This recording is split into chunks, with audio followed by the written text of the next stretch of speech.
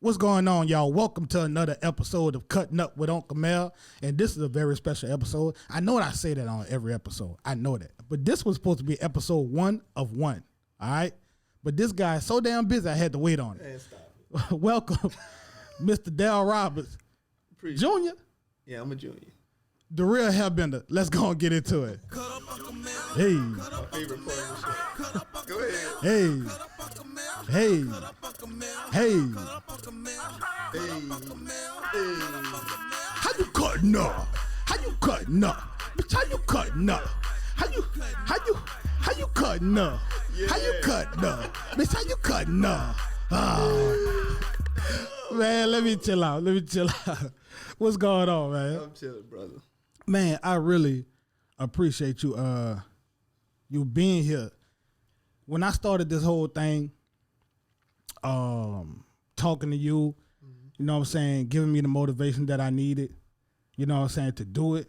Yeah. Get all the nervousness out. You was afraid. Yeah.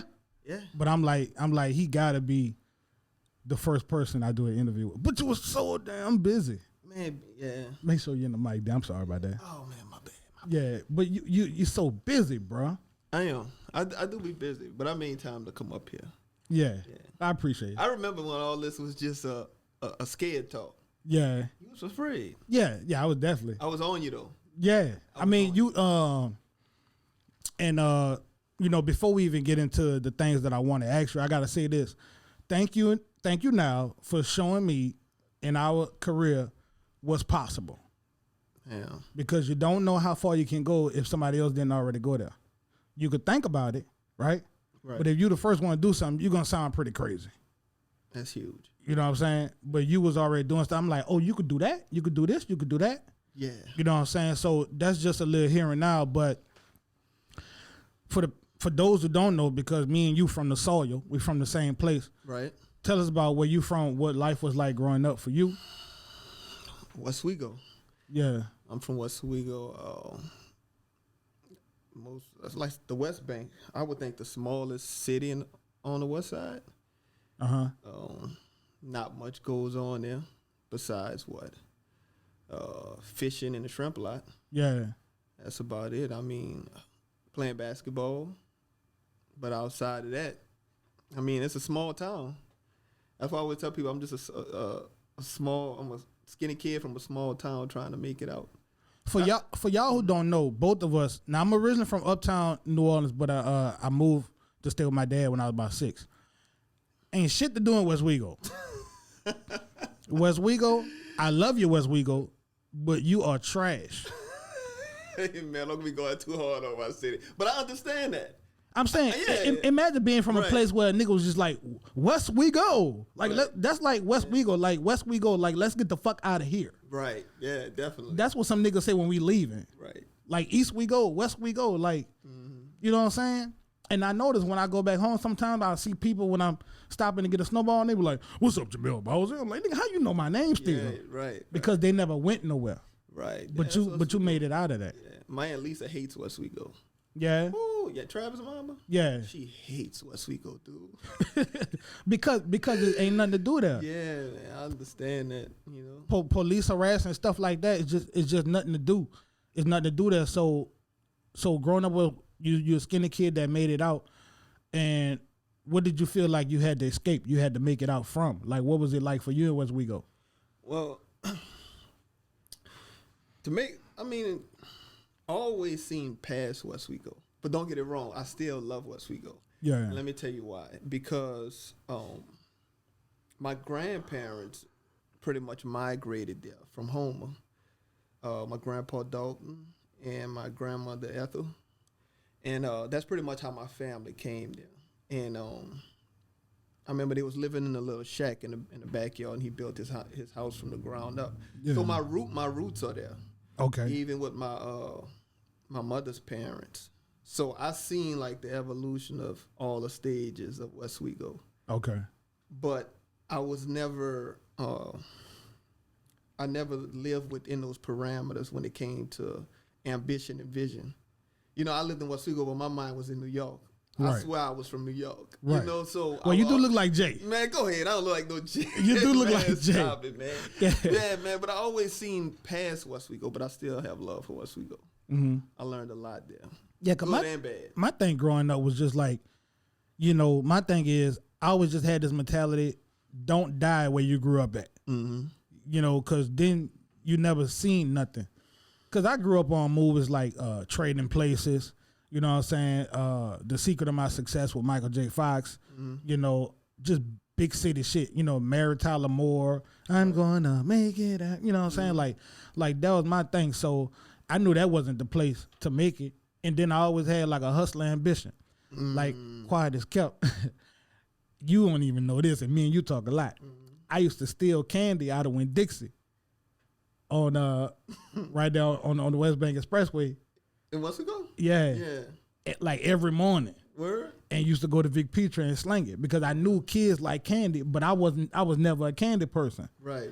Now I'll rob a Bluebell truck in a minute. Yeah. You know what I'm saying? And that's all me. But I used to always have like this hustler thing, you know, to kind of like feed the people, give them what they need. Don't get high on your own supply. That's why we're on this podcast now. Yeah. It been in you. Yeah. It been in you. So I mean, I got to get it. But, you know, so we both barbers, you know what I mean? So, was barbering the first choice for you? Was you say, I'm going to do this to get out of Westwego? Man, barbering was never my first choice. I actually hated barbering. Literally. So my grandmother is a retired stylist. She was like the go-to stylist in her heyday, right? Yeah. And her biggest thing is people hair would grow when they would go to her. And this is just for me because like I told you, I always seen past where I was at, right? Uh-huh. So her salon was attached to the house. And that's all she ever did was do hair. She had a snowball stand, right? Okay. And I just never seen, not saying she wasn't great because she was great in her own right, but inside my mind, I was looking for something past that. You know what I mean? I'm like, damn, why she never went on the expressway and had the glass shop? And these are things going through my mind. So, and how old were you at that time? Man, I was probably about 12. And you was already thinking like that? I was already thinking like that, yeah. And I just never seen the possibilities of greatness because it never went past the house. Mind you, I came up in the house. Yeah. You know what I mean? But I never seen anything past the house. So I was like, if I'm going to cut hair, I'm just going to be stuck at home all day. That's the way I was looking at it. Whether it was the right or wrong way to look at it, it worked for me. You know? And just a little bit around, because we roughly around the same age. Mm-hmm.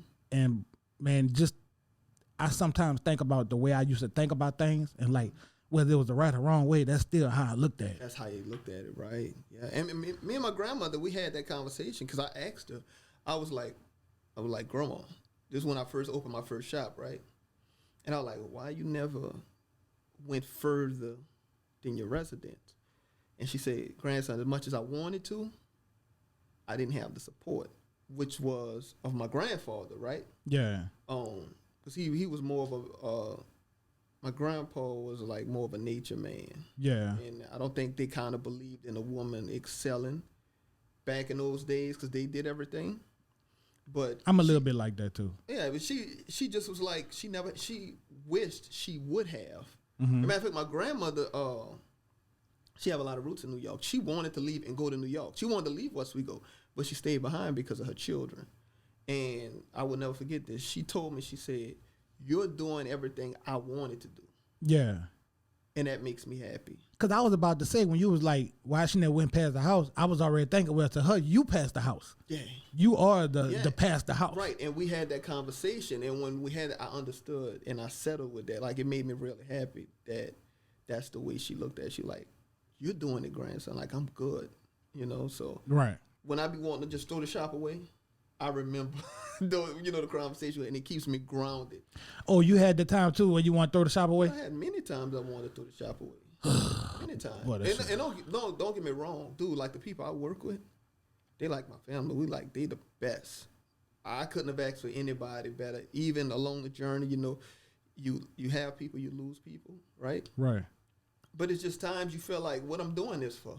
And it don't always necessarily be with the people you work with. Sometimes you be fighting your internal difficulties and stuff, and you start questioning things like, this bottom line ain't worth dealing with this. Right. You know. Well, I went through that because, you know, I and outside of right now, I never say their name again. I was at LSU, and it was hitting me for a grip. Right. Yeah, I know that. Right. And it was so, even though I was making that paper, it was so many things that I would get it like a little infraction for. Like, oh damn, I can't do that. Like, oh sir, you can't place this product right here. It has to go on this side. I'm like, the room is only so big. Right. 718 square foot. And I'm looking at, like, I can't even, for all the money I'm spending, I can't do it how I want to do it. It's so bad, I tried to get another barber to take over the shop after the fact, and he was like, nah, I'm good. Because he already knew the type of rules and regulations would come with. Right. So that bottom line is not work. Right. But I wanted to be the LSU barber so bad. So. But you remember, I congratulated you on that. Oh, yeah. You know, being the first black. That was huge for me, man. Like, I was really inspired by it. And I tell people, I said, man, my boy got a shop at LSU, man. Like, that was huge. But see, when you hang around goats, right?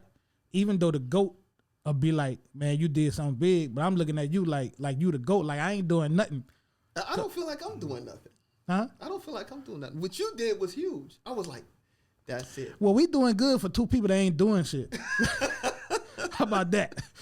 If you feel like you ain't doing nothing, and I feel like I ain't doing nothing, the world don't want to see us doing nothing. Right. Because they don't want to see us get busy then. Right. Because it's going to be a problem. You know what I'm saying? And what I want to ask you is, so you say this wasn't your first choice, but what made you choose barbering? What was that defining moment where, like, man, I got to cut hair? Circumstance. So when I got out of prison, right? Oh, you went to prison? I went to prison. I thought you just went to jail. I went to prison. Okay, well, yeah, that's a whole different breed right there. I went through hunts and everything. So when I got out, I'm a convicted felon. So I'm staying for life, right? Right.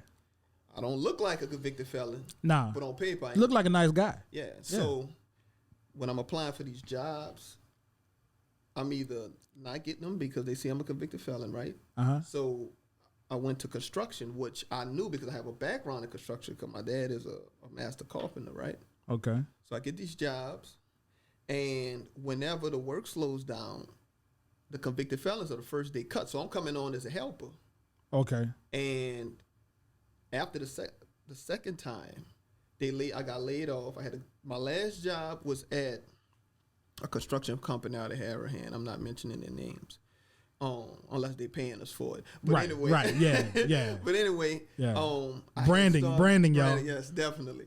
So I got into the apprenticeship program because I'm like, damn, bro, if I get laid off again, ain't too many construction companies in this city. Right, you're gonna be in a bounced around, and I'm gonna be in a bad place, and I can't go back to the streets.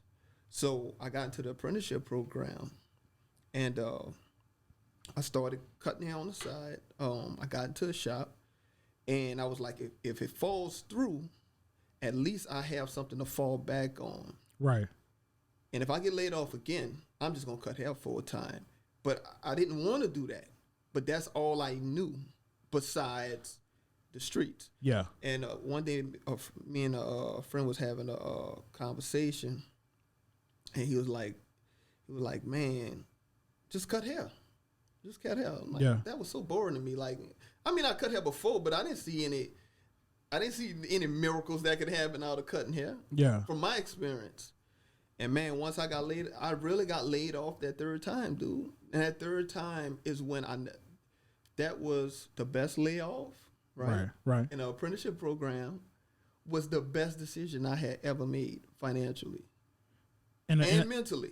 And the thing about it is how you say somebody just told you just cut hair. Mm-hmm. Well, I ended up cutting hair. For one, it was part of my job description when I was in the Navy. Okay. That's why I chose the rate that I chose because I saw barbershop. I'm like, I could just sit in that bitch and talk shit all day. Right. Like that was long before podcast. Bitch, I've been a podcaster. Right. You heard me? Right. So no bullshit. Right hand to the Most High.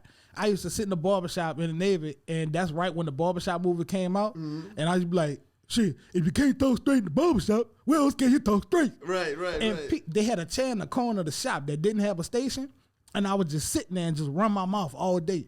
People from different divisions would come down there and hear me act like Cedric the Entertainer. Just to hear you talk. No bullshit. I believe you. Right hand to the Most High. You know, I call you just to laugh. Right. That's been going on. Right. I'm ready to get paid now. Right, Can I get monetized, please? Can I get my 1,000 subs around this motherfucker, please? You know what I'm saying? Right. So the way I ended up in barber school was I got fired. After I came out the military, I couldn't keep a job for nothing. I don't follow rules and regulations well. I don't do well with discipline. It's my PTSD. Let me give him a check. I'm serious. Come on now, VA, what's up?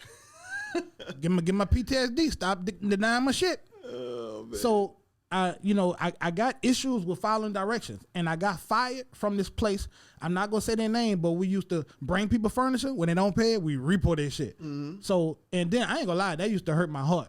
Imagine going to a little kid house on Saturday morning, they playing the game. They don't know that their Christmas present was on rent, and then we go report that shit. Right. You know what I'm saying?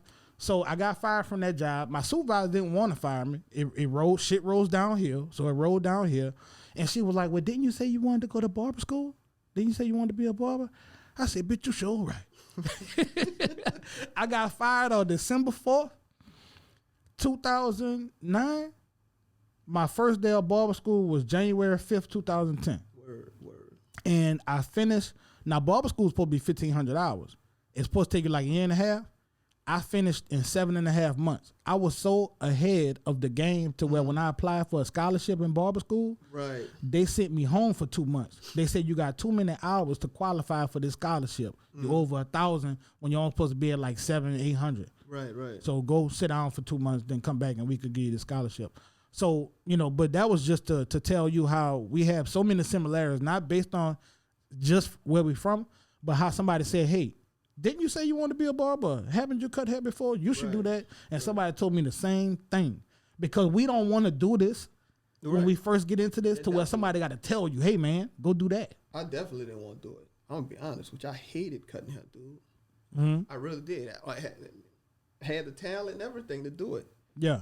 But I just didn't see the possibilities and the opportunities and the doors it could help open. Well, let's backtrack just a little bit because we kind of said you went to prison, right? Man. Yeah. Without discussing what made you go to prison. We went to high school together. Yeah. Now, I didn't know you in high school, but you can't miss the big red dude. Man, cut it out. Man, you can't miss it. We went to junior.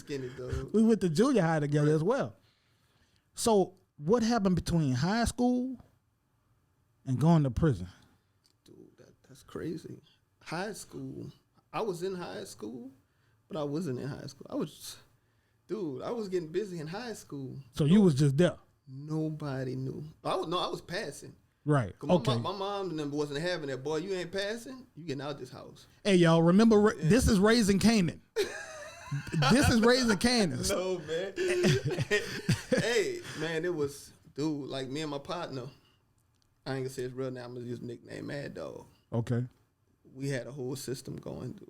I was in high school getting busy, but I was going to class, doing everything I was supposed to do, but I seen another avenue just from being in my neighborhood, from being in Westwego. Granted, I had both of my parents growing up in the house, right? But I spent more time outside and in the streets and watching the D-boys do what they do. Okay.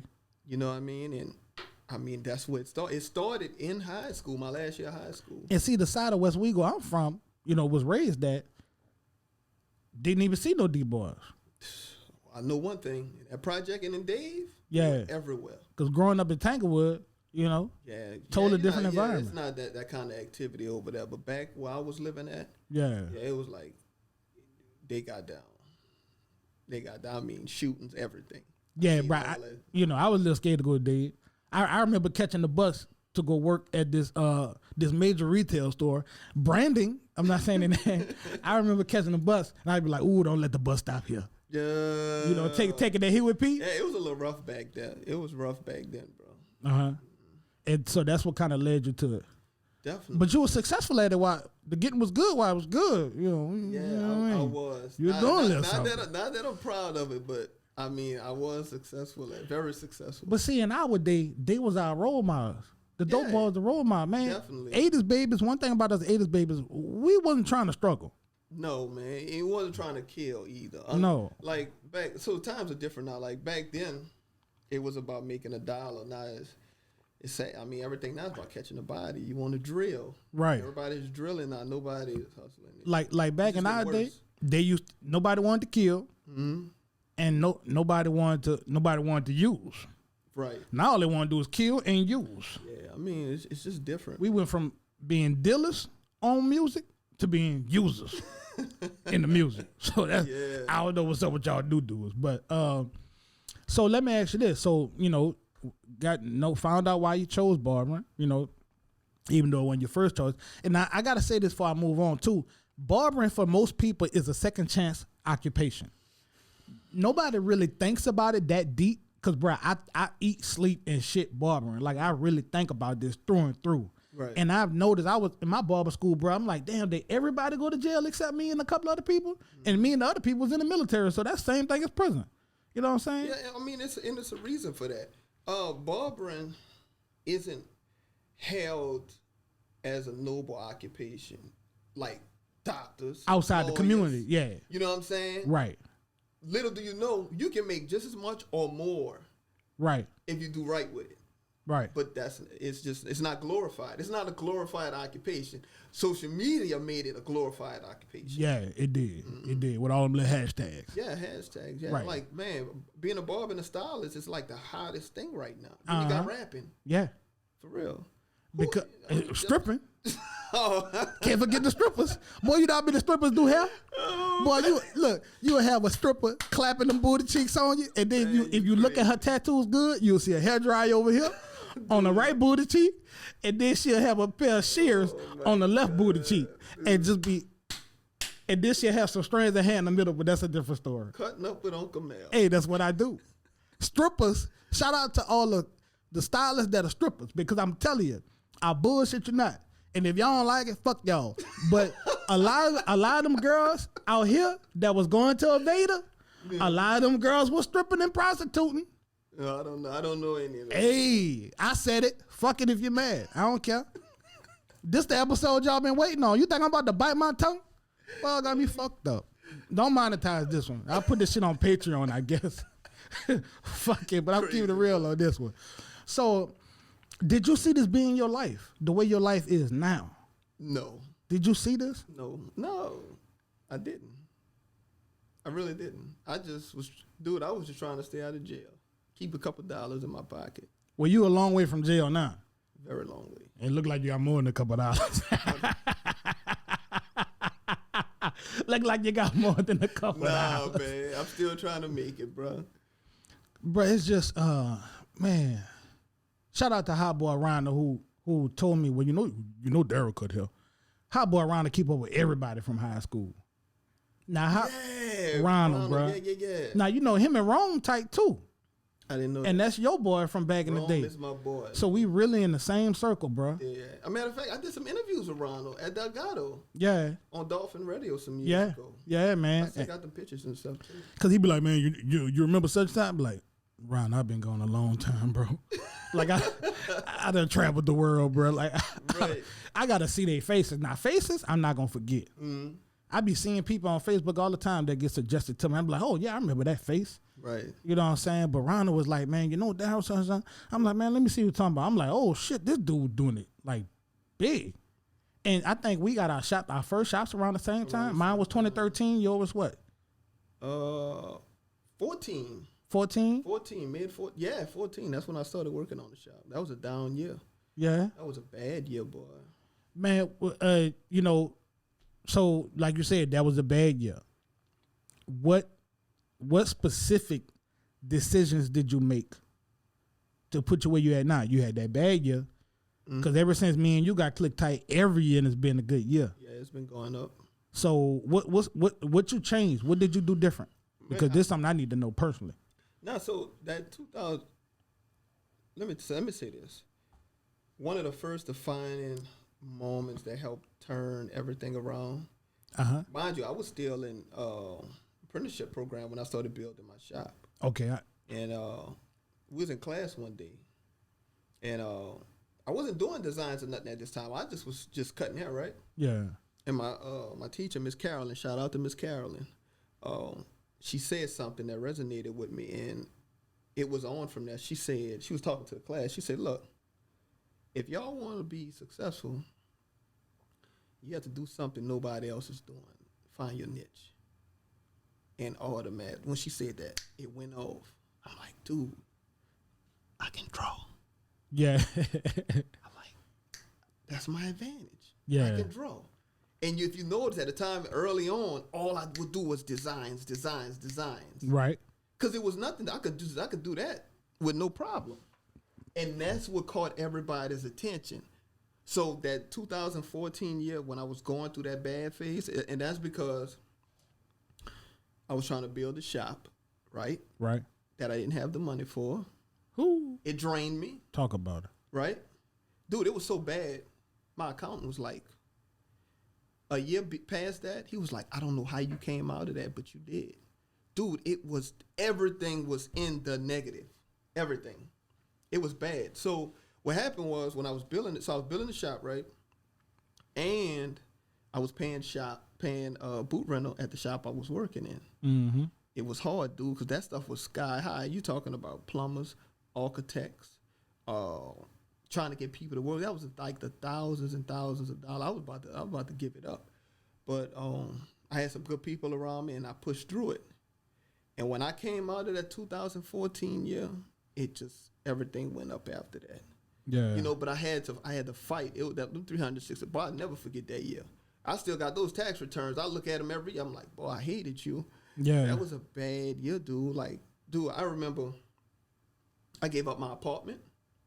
I slept in a car.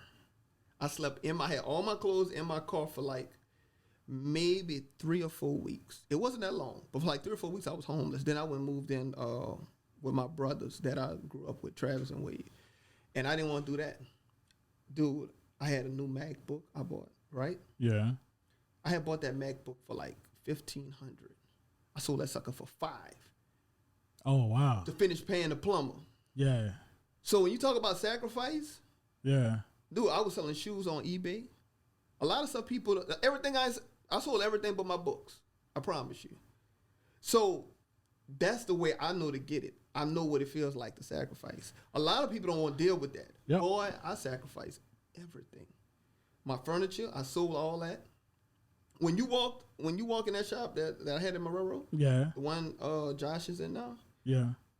When I walked in that shop, I don't see chairs. I don't see walls. I don't see clippers. I don't see paint. I don't see flooring. You know what I see? I see that MacBook. Everything you sold. I see my apartment, right? Yeah. I see those tenants I put on eBay. And that's why I was so hard about keeping everything together.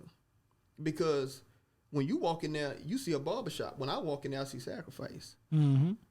And that's just the way it's ingrained in my mental, bro. And it's just, that's why I always fight so hard. I fight so hard. And I sacrifice to this day. It's not as extreme as before. I don't have to sacrifice as much, but I still do because I'm not where I want to be at.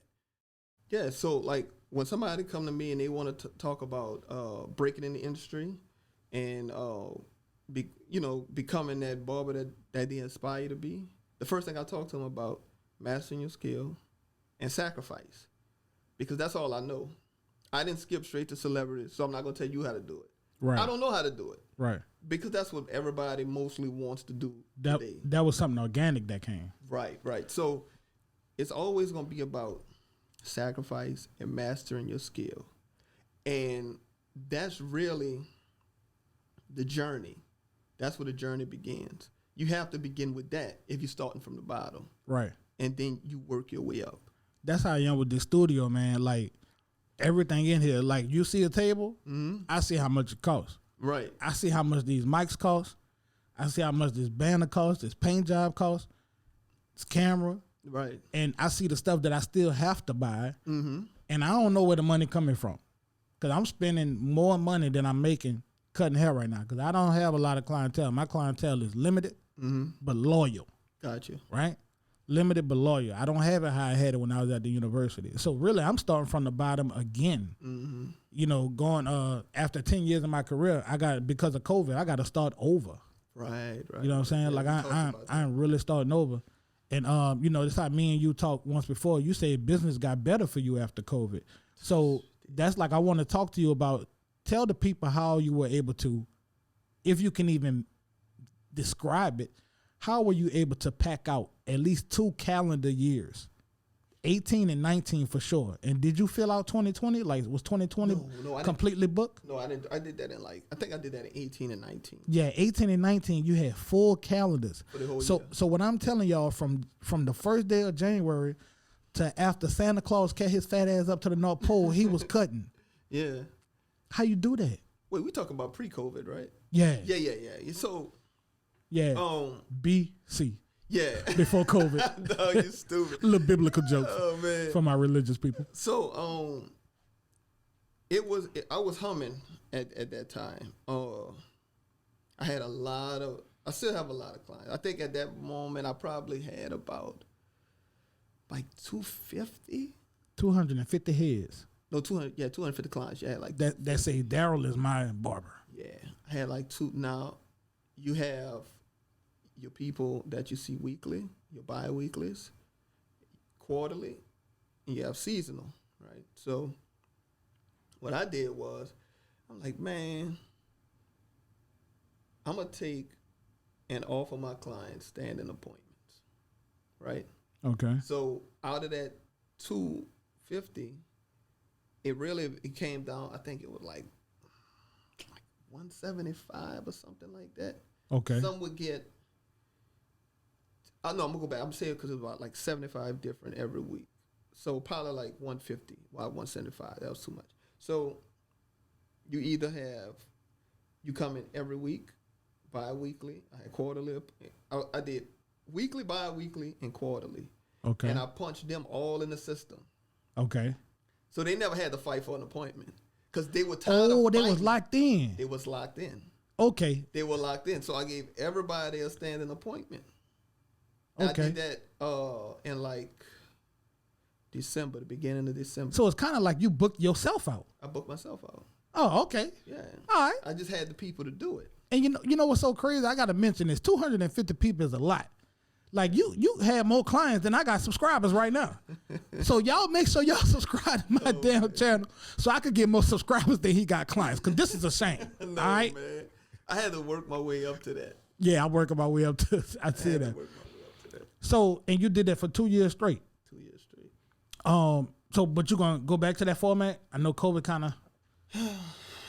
I don't know. Not with COVID, you never know, and that was one of the reasons I scaled back on that because you can't commit to that with the times we're in. Okay. At least I don't want to. Right. For the most part, and you commit to that, and then you have people canceling, right? Because they may be sick. And then you got to try to fill them appointments. I mean, I could put it on social media and be like, "Hey, I got this open," but I just don't want to deal with that. When the time is right, I'll go back to it. Okay. Yeah. And so let me, so your marketing, like, what type of marketing did you do to get to where you at to get 250 to cut down to 150? With scheduling? Like marketing, like how did you put yourself out there to the community? Like what kind of advertising did you pay for? Because young business people, old business people, everybody got to have some type of marketing strategy. Yeah, I mean, I did it all. Business cards, flyers. I remember one winter, I think that was 2018. Okay. Me and I had got 1,000 flyers printed. This is no cap. And me and Wade went out there. This is when I was trying to, I was building up, trying to get that momentum going. And me and Wade went to the Walmarts, the mall. Around this time, a lot of people shopping. Right. So it's freezing out there. We was out there about 2 hours passing out flyers. Not one person called. Not one. We passed out 1,000. For somebody weak-minded, that would have broke them. Yeah. I mean, when I seen that didn't work, I started hitting social media hard. And I was just posting like 6-7 haircuts a day with just designs. Uh-huh. And I was doing it around the times I felt like people were on social media the most. Uh-huh. And then I started getting a lot of traction. Started bringing a lot more people because social media exposed you to the world. What time of day did you feel like that they was on social media the most? At that time, it was like 6 in the morning, 9 at night. Okay. At least the people that I was following, I noticed their regimens because I'm watching them all day. And I'm looking at what times they're posting. Okay. And once I got that down, I just started posting around the times they were posting. Okay. Mm-hmm. So, you got this marketing down. You're growing. You got calendars packed out. Mm-hmm. You're causing up a stir in your region, right? Mm-hmm. And how did you get the attention of athletes, sports teams? Man, so look, that's crazy the way that happened. It was like a domino effect, right? My first celebrity client was Keisha Cole. Okay. Shout out to Marcus and Smash.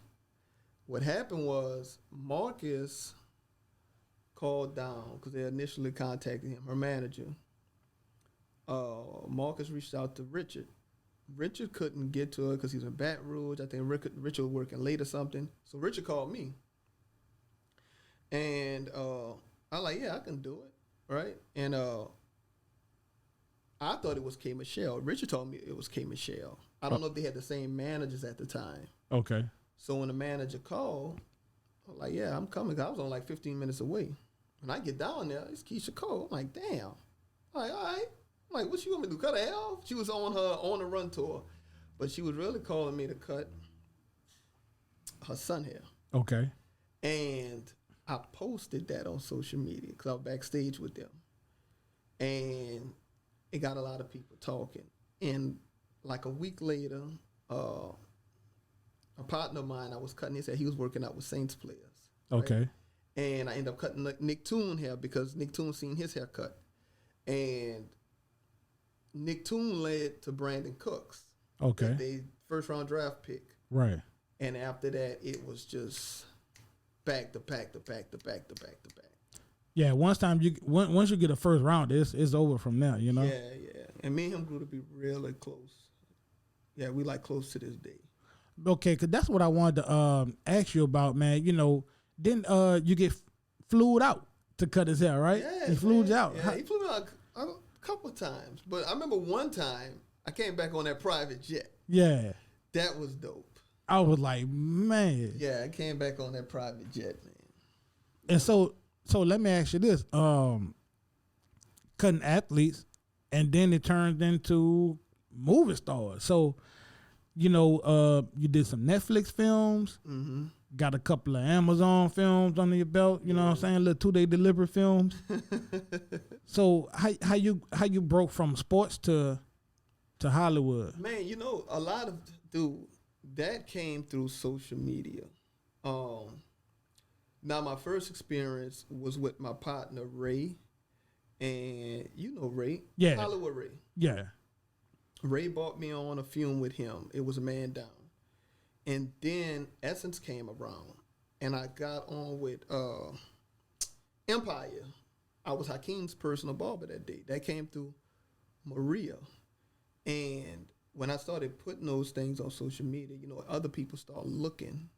Right. You have a lot of directors and stuff on there, department heads, and I started getting calls. But I had went on a drop with that for a long time. And then one of my clients, Shayna, I cut her hair one time, and she ended up being a department head on the show or whatever. And she like, you ever thought about working on movie sets? I'm like, no, I haven't did it in a while, but Right. She started passing my name around. And that's how I got on with Queen of the South. Shout out to Charles Department Head and all of these other productions that's been taking place. Now, when you say department head, you talking about like hair and makeup? Hair and makeup, yeah. Okay. Because, man, I just got back from L.A., and I went to Universal Studios, and I'm looking at all these trailers, and I saw the trailer, like the van for Kenan Thompson, stuff like that. I'm like, man, I can see myself being here. Yeah, you know what I'm saying? It's a dope experience, bro. Doing hair and it's makeup. totally different from cutting hair in the shop, though. You have to learn how to cut it on and off. Because usually on set, your haircuts are not gonna always be sharp, like when we cut in the shop. Right. Sometimes they just want barber school quality. Yeah, barber school quality. You could be creating looks, continuity, and all these things play a part in that. You gotta learn how to read scripts. Now, I'm gonna tell you this. Let me just throw this in. The last one I worked on, American Refugee. That came on the heels of me working on Queen of the South, and one of the stylists, her name was Chelsea, and Chelsea would always speak to me in the morning, but we never talked. But the whole time she was watching how it worked, right? Right. And when she got an opportunity to go on to another show, she was the one brought me in. It was her word that brought me in. So that's why I would always put your best work out.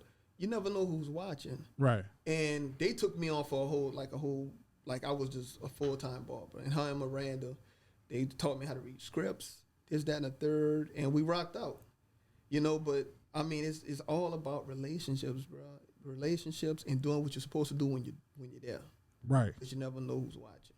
Well, how you end up getting this soul glow from coming to America too? So how you do that? Soul glow, that came from this PR company that's tied in with Amazon. So whenever they have new movies coming out, whether I'm working on them or not, they'll send me like the VIP mailers, and I get all of the the props and things of that sort.